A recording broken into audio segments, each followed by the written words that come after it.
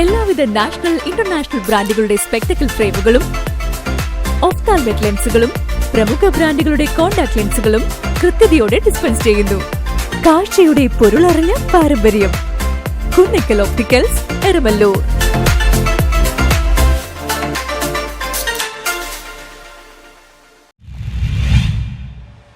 അരുക്കുറ്റിയിൽ goal 24-ന് ഒരുക്കമായി.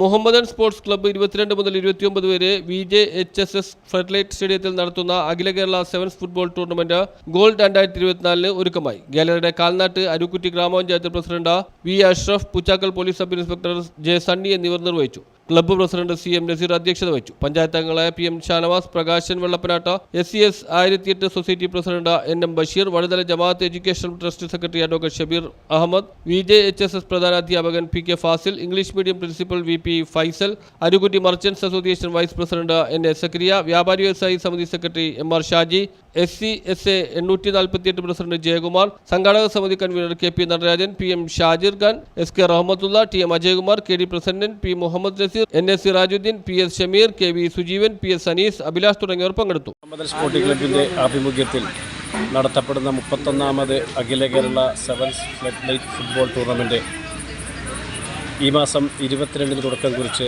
29-ന് അവസാനിക്കുകയാണ്.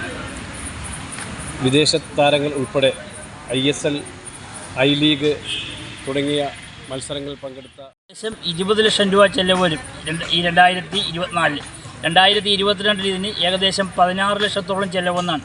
ഈ കൂട്ടത്തിൽ ചാരിറ്റി പ്രവർത്തനങ്ങൾക്കായി 20 കുടുംബങ്ങൾക്ക് 10,000 രൂപ വെച്ച് കൊടുക്കുകയും ചെയ്യും. പോലീസ് ടീമും അതുപോലെ തന്നെ എക്സൈസ് ടീമും തമ്മിലുള്ള ഒരു മത്സരമാണ്. ഒരു സൗഹൃദ മത്സരമായിട്ടാണ് ഞങ്ങൾ വെച്ചിരിക്കുന്നത്. അത് ഏറ്റവും പ്രധാനപ്പെട്ട ഒരു ഇനമായിരിക്കും. സമ്മാന കൂപ്പൺ പ്രകാശനം കഴിഞ്ഞ ടൂർണമെന്റിൽ ഏറ്റവും കൂടുതൽ കൂപ്പൺ വിറ്റഴിച്ച S നൌഷാദിന് നൽകി NM ബഷീർ നിർവഹിച്ചു. News bureau, Arookutty.